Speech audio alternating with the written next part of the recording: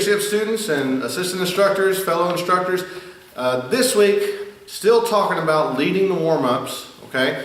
But learning how to spot the wrong and fix the wrong while you're the one in charge. Okay, so there's two different ways this might go down if you're leading the class, leading the warm-up. One might be if you had assistants helping you out, and the other might be there's no assistants. You're the only instructor on the mat with 10, 15 students, something like that, okay? So let's talk about if you don't have any assistants, okay? Because it's always easier if you do. If you don't have assistants, then you got to learn real quick how to fix issues, right? We've already talked about learning how to expand our vision and see as much of the class as we can. We talked about it's important to keep your eyes on the students, that way you can see what's going on. But you do all of that in order so that you can fix the issues that you're seeing as they're coming up. Fix the wrong and then go on with it quick. Spot it, fix it, go. So maybe I'm up in the front of the class and little Sally Sue's back there in the back corner of the class and everybody's got the same foot in front except for her. Sally, switch your feet. All right, now kick again. Boom, go! You know, or something like that. I got to keep the energy going without having everybody stop what they're doing to turn around and look at Sally with the wrong feet. Maybe I'm walking around as I'm teaching and someone right here in front of me in the front row's got the wrong hand. Okay, and I just re-showed them real quick. I demonstrated it for them. Here's the hand I want you to have in front, or I maybe move their hands or something like that real quick, and I never stopped talking, I never stopped looking at the class as I did that. So learn how, you've already been working as an assistant instructor to learn how to spot the wrong, and you learn how to fix it in real quick nonverbal ways, pointing, demonstrating, all that stuff. That's good. That's what you need to be able to do. If you're the only instructor in class, you need to be able to do that. You need to be able to, and that's the other reason I like to walk around. You need to be able to fix that stuff as you're going without drawing attention to anything and making everybody stop. Let's all look at Sally Sue. She's not doing the right foot. Come on, Sally Sue, why can't you get it, right? So I'm walking around the class and I'll make my way back to that corner. If she's having trouble or she's got the wrong foot a couple times in a row, I'll make my way back to that corner and I'll stand by her as I'm watching the rest of the class there and as I'm still counting out. That way, no, this foot, that foot. Point to it again, go, and this foot, that foot. There you go, go. Yeah, try to find ways to do that and be smart about it, right? You got to utilize yourself. You've got that whole floor. You're responsible for every student on there, but you can also use that entire space up as you're walking around and teaching. You don't have to stay in front of everybody.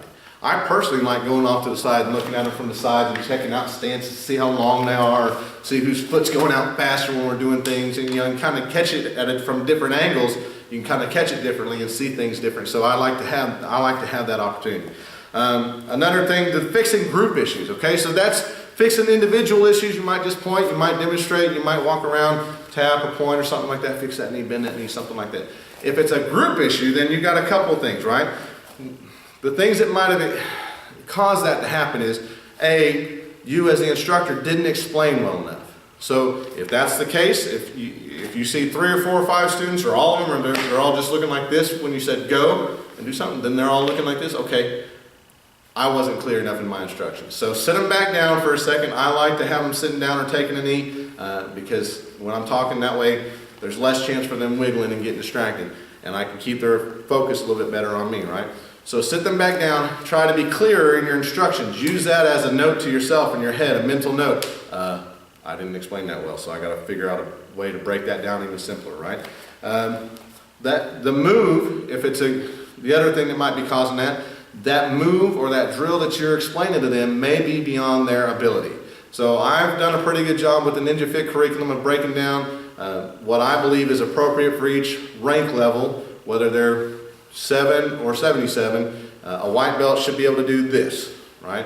Yellow belt should be able to do this. There shouldn't be anything in our curriculum and that you're leading warm-ups to prepare them for that should make a white belt have to do a jump, spin, tornado kick of any kind, right? That's not appropriate. So think about that as you're leading the warm-up. But if you get that look from a few students at least in the class, it might be something that they've not done that way before. Maybe they're always used to doing kicks from the front leg, picking it up, and you're telling them now all of a sudden to do it with the back leg, and they're just like, what? So you got to take another second then to explain it better or give them a chance to practice it slower motion than just say, all right, now kick with the back leg, go. Because they don't know what to do. They haven't practiced doing that. It could happen.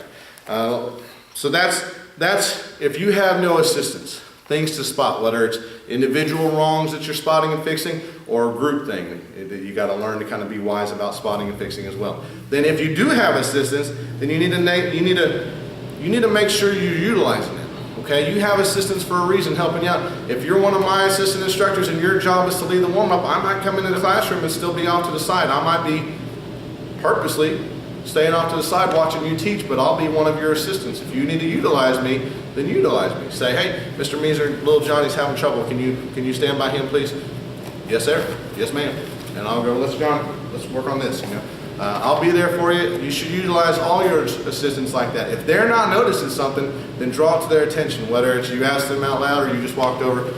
Can you watch little Billy for me for a second? He's having a hard time with this caressing kick. He's not understanding it. Can you go over there for me?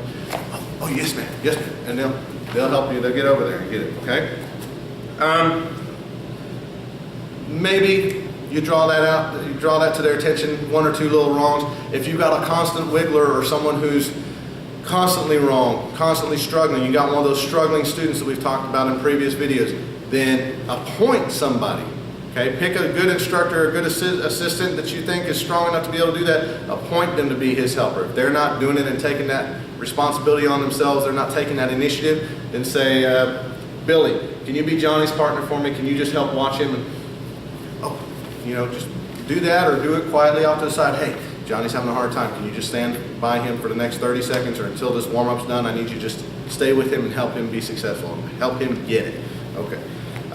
You can utilize your assistants the same way I would utilize you if you were my assistant. You can use them as demonstrators up in the front. You can use them while you got everybody sitting down and taking a knee. You can use us as your helpers, as your assistants as far as I need to demonstrate something and I need a target, I need a body here in front of the class to do that with. So while you're doing that, utilize them, but don't stop being an instructor yourself. If you're right next to somebody right here in front of you and they're doing something wrong, don't just say, hey Sally, come fix this person right.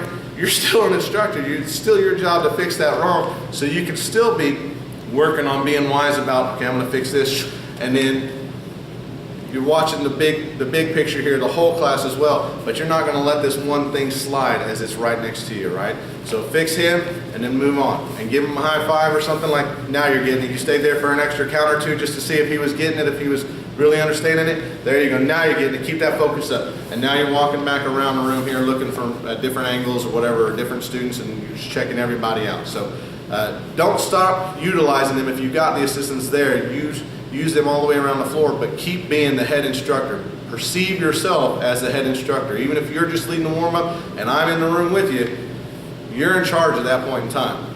Don't be looking back to me like, am I doing okay? Am I all right? You're the one that's in charge. So learn to be in charge whether there's no assistants in the room or whether you have assistants in the